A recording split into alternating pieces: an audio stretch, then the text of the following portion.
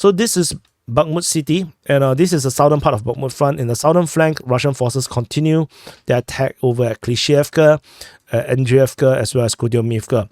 The attack towards Dilievka was not repeated, it was not reported, so looks like that was just a one-off. So we'll continue to monitor, because this is scary. An attack towards Dilievka is honestly really scary for the Ukrainians, because if it succeeds, it will collapse the entire southern flank of the Bakhmut front. And in the northern flank of the Bakhmut front, Russian forces continue their attack over in this area here. We're fighting reported at Bodanivka, south of Bodanivka, in the Chasivya region, in the north of IVANIVSKE, and at IVANIVSKE. And particularly, I want to talk about IVANIVSKE. At IVANIVSKE, the Russian forces, based on Russian claims, have continued their advance in the north and northeastern part.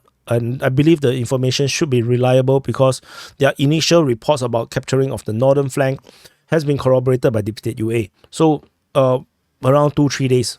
So the Russian forces now, the Russian side, the Ryba, the pro-Russian source, now claims that the Russians has entered and captured the entire northeastern part of IVANIVSKE, and we probably is going to see this corroboration of the information from Deep State UA as well in the next 2-3 days, unless there's a geolocation that come out, which then will actually trigger Deep State UA to make an earlier commitment into conceding the grounds to the Russian side.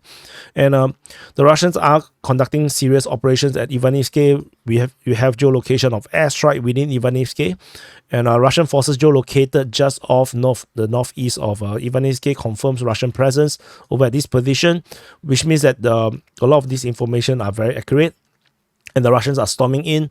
It looks like IVANIVSKE is going to fall really quickly, because this amount of ground loss is really, really a lot. And I'm not sure if the Ukrainian forces have the will to continue to hold this ground. But IVANIVSKE itself is not particularly strategically that important I would say. In this area here, if you look at the situation, there's this very heavy line around here. So IVANIVSKE is just a forward place. The Russians can capture it, but it's not going to make a lot of strategic change, if you ask me.